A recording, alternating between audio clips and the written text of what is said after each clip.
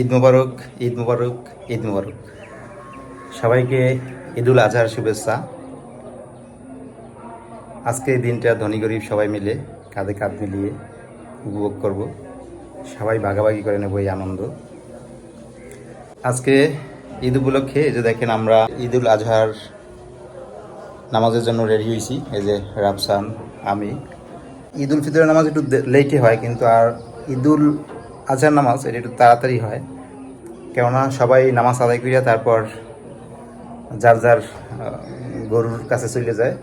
যেহেতু ঈদুল আজহায় সবাই কুরবানির জন্য প্রস্তুতি নেয়, কারণ কাজ বাজ করতে করতে অনেক দেরি হয়ে যায়, এজন্য এই জামাটা একটু তাড়াতাড়ি হয়। তো আমরা আমাদের বাসার কাছে যে মসজিদ, এই মসজিদে ঈদের নামাজ হবে যে 7টার দিকে। তো এই জন্য আমরা ভোর উঠে একেবারে গোসল টোসল করিয়া রেডি হয়ে নিছি। দেখেন আমি নামাজের জন্য রেডি হয়েছি। তারপর এই যে রাফসানও রেডি হয়েছে। তো আমরা দুইজন যাবো এখন নামাজ পড়ার জন্য। তো নামাজ পড়ে আইসা তারপর মিষ্টিমুখ করবো। ঈদুল আজহার নামাজ পড়ে আসে তারপর মিষ্টিমুখ করে, আর ঈদুল ফিতরের নামাজ পড়তে যাই হলে মিষ্টিমুখ করে তারপরে। তো আমরা এখন রেডি হয়েছি, দুই বাপ ছেলে। আমরা যাবো এখন নামাজ পড়ার জন্য। তো চলো, এই যে রাফসানও রেডি হয়েছে। রাফসান একদম নতুন করছে সব কিছু। এই যে রাফসানের রেডি যে এই যে ফারা পাঞ্জাবি লাগবে, এই জন্য এটা ফারা পাঞ্জাবি কিনে এনে দিছি। এর নাকি পাঞ্জাবি লাগবেই, এই জন্য এটা কিনে এনে দিছি। তো চলেন আমরা নামাজ পড়ে আসি।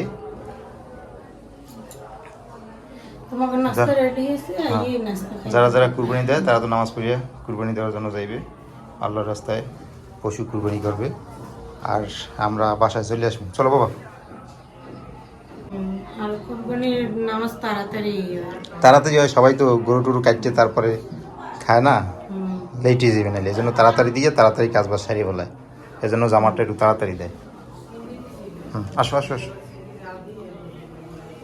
চলো।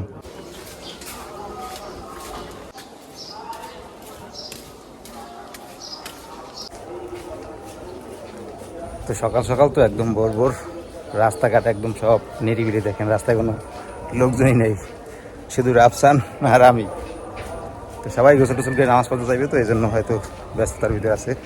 আর একদম ভোর তো শহরে দোকানপাট খোলেও না, সবাই জানেন। আর আজকে তো মনে করেন ঈদের দিন, আজকে কেউ দোকানপাট খুলবেও না।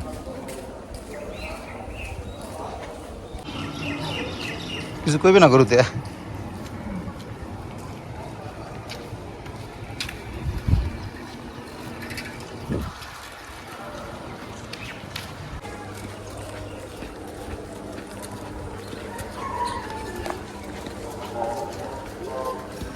দাঁড়াই গেছে, একদম সকাল সকাল আইছি, তারপরও জামাতে দাঁড়াই গেছে।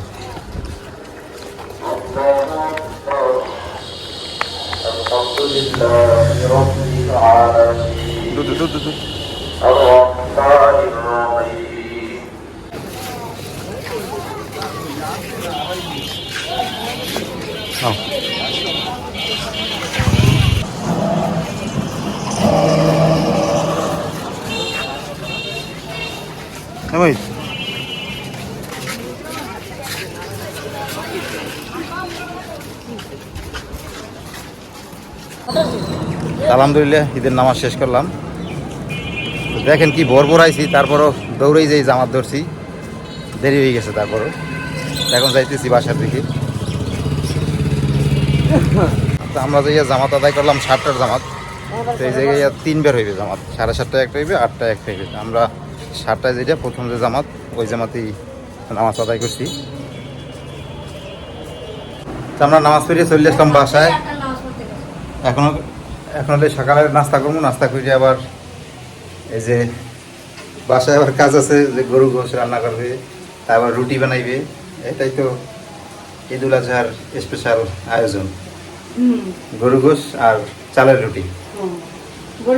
তুমি কি করবো আজ? করো সকালে নাস্তা করতেছে, তো মিষ্টি মুখ করি আমরা নাস্তা করি সকালে। বরিশালে কি বরিশালের মানুষের রুটি বানায় আর গরু গোশ রান্না, আর চালের রুটি মজা, কিন্তু চালের রুটি। আর ঢাকা শহরে শুনছি যে মুড়ি আছে না, পুরান ঢাকার মানুষগুলো মুড়ি কিনে বস্তায় বস্তায় মুড়ি কিনে হেই দিয়ে গরু গোশ দিয়ে খায়। তাই আমার যে গরম ননদ রেখা ওরা খায় বস্তায় বস্তায় মুড়ি বানায় না। না রুটি বানায় না, মুড়ি কিনে তো দিই। ভালো খাওয়া এই তো আমি গরুর গোস্ত রান্নার লেগে আইয়ে পড়লাম।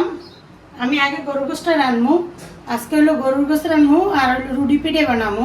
আমরা বরিশালের মানুষ এইভাবেই কুরবানির দিন হলো রুটি পিঠে বানাই আর গরুর গোস্ত রান্ধি। গরুর গোস্ত কমন জিনিস, সব জায়গায় গরুর গোস্ত রান্ধে আজকে কুরবানির দিন। আর এই গরুর গোস্তের লাগে কিটা কি রান্ধেন এটা কমেন্টে অবশ্যই জানাইবেন, কোন অঞ্চলে কি রান্ধেন। আমরা কিন্তু এইভাবে গরুর গোস্ত আর রুটি পিঠেই বানাই। গরুর গোস্ত হাতে মেখে বহমো আমি আজকে দিলাম, পেঁয়াজ কুচি দিয়ে দিলাম, আদা রসুন বাটা, জিরে বাটা, দারচিনি, এলাচ, লবঙ্গ, এই জায়গায় সবকিছু একত্র করে মায় বাটতে নিছে যাতে মোর মধ্যে না পড়ে। এই বাটাগুলো দিয়ে দিলাম, জয়ত্রী দিয়ে দিলাম, তেজপাতা দিয়ে দিলাম, হলুদের গুঁড়া, মরিচের গুঁড়া, এবার তেল দিয়ে দিলাম, হাতে মাইকে নেই।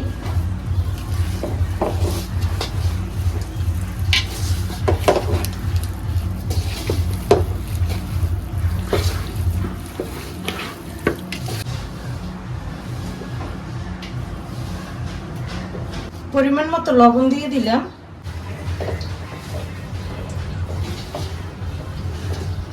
হাতে একটু পানি দিয়ে দিলাম। গোস্তান বয় দেই চুলায়,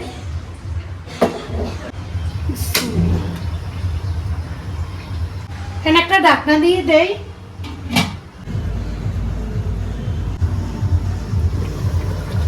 একটু লাড়াচাড়া দিয়ে দেই।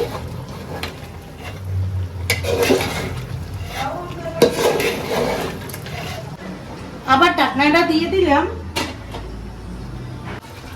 এই যে গোস্ত কষানো হয়ে গেছে, কত সুন্দর হয়েছে দেখেন, একদম কষানো গোস্ত। আর আমরা আবার ঘরের মধ্যে সবাই একটু কষানো গোস্ত পছন্দ করি, কেন উড়াই রাখবো। কষানো গোস্ত খাইতে যে এত মজা।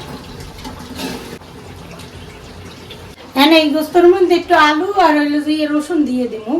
রসুন দিলে ভালো লাগে, আর আলু তো লাগবেই, আলু ছাড়া চলবে না। আলু আর রসুন একত্রে দিয়ে দিলাম। আলুটা খালি তুই খেয়ে আমরা কিন্তু আলু খাম না।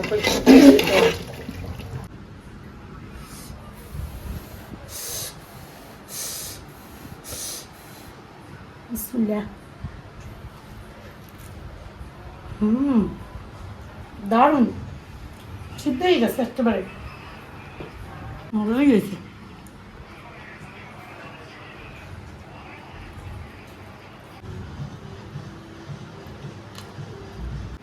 ভাই আমি আগে পছন্দ করছি, খাইলে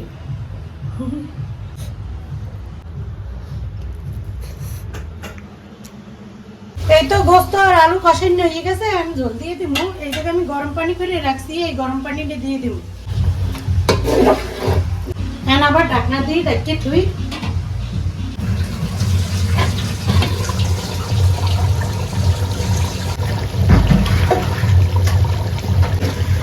এই তো গোস্ত রান্না হয়ে গেছে। একটু হালকা পাতলা ঝোল রাখছি, বেশি ঝোল রাখবো না, মা রাখছি। এবার গোস্ত উঠাই নেই, গোস্ত উঠাইয়া রুটি পিঠার লেগে আটা খুললে নিমু। পানি গরম দিয়ে নেই আগে।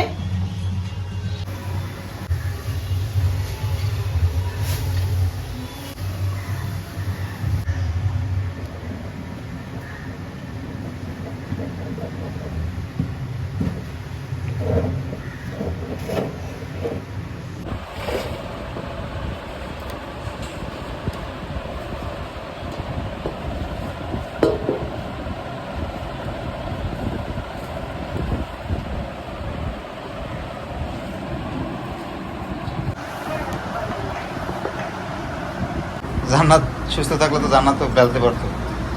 আমার কাজ শেষ, আমার কাজ শেষ হয়েছে, কাজ শুরু হয়েছে এবার মা আবার যুদ্ধ করতেছে রুটি পিঠে লেগে।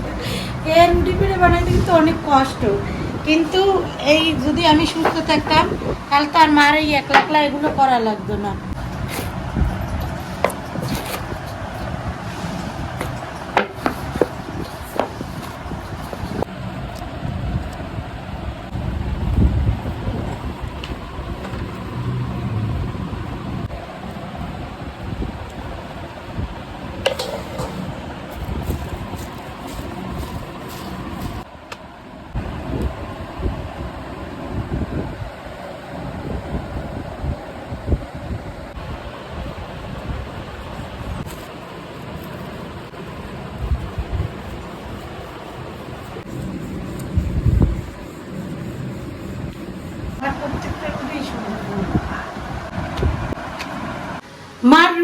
হয়ে গেছে, আমি বাইজে নিতে আসি।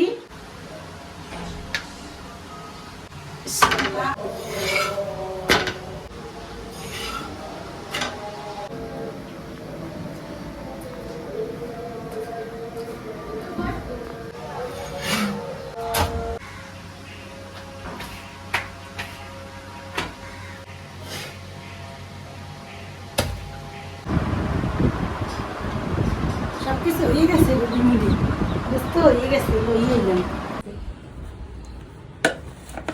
বিসমিল্লাহ।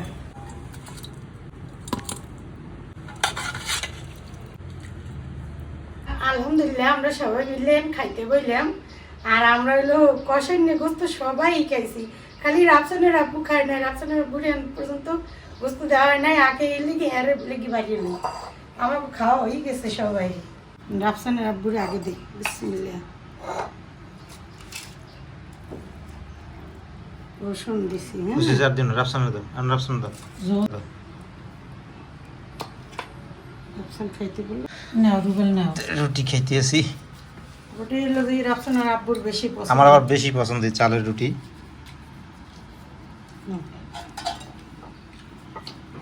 এত বছর পর এখন এই রুবেল আমার বেলা দিয়ে ঈদ করে।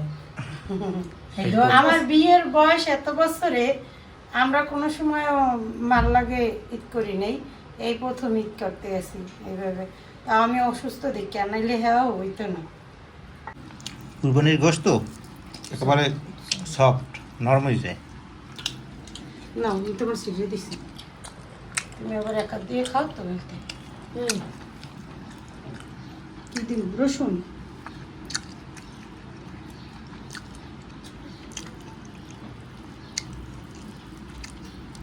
খুব সুন্দর হয়েছে রান্না, দেখেন একদম দেখতে কি লোভনীয়। হ্যাঁ গোশত রান্নাটা ভালোই হয়েছে জানো। কিন্তু এইভাবেই পছন্দ করো বেশি, তোমার এইভাবে পছন্দ, এইভাবে করেই রান্না।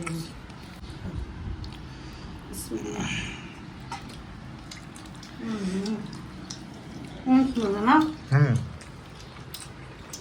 এই খুব একটা সুন্দর। বছর অপেক্ষার পর আমাদের মুসলমানরা, আমাদের সব থেকে বড় ধর্মীয় উৎসব হয়েছে যে এই ঈদুল আজহাটা। এই অপেক্ষায় থাকি কবে এইভাবে এত সুন্দর গরুর গোশ খামো আর রুটি পিঠে বানামো। আর কুরবানির গোশ কিন্তু অনেক মজা। অন্যান্য সময় গরুর গোশ যেমন লাগে, তার সাথে কুরবানির সময় অনেক বেশি ভালো লাগে।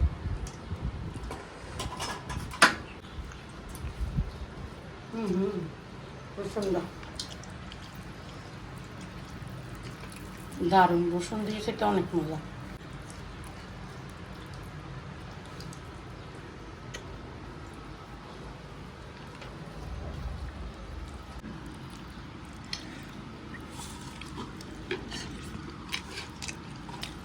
গোশত একবার গলিয়ে গেছে দেখছো। একেবারে নরম হয়েছে। আজকে এই পর্যন্তই, সবাই ভালো থাকেন, সুস্থ থাকেন, আল্লাহ হাফেজ।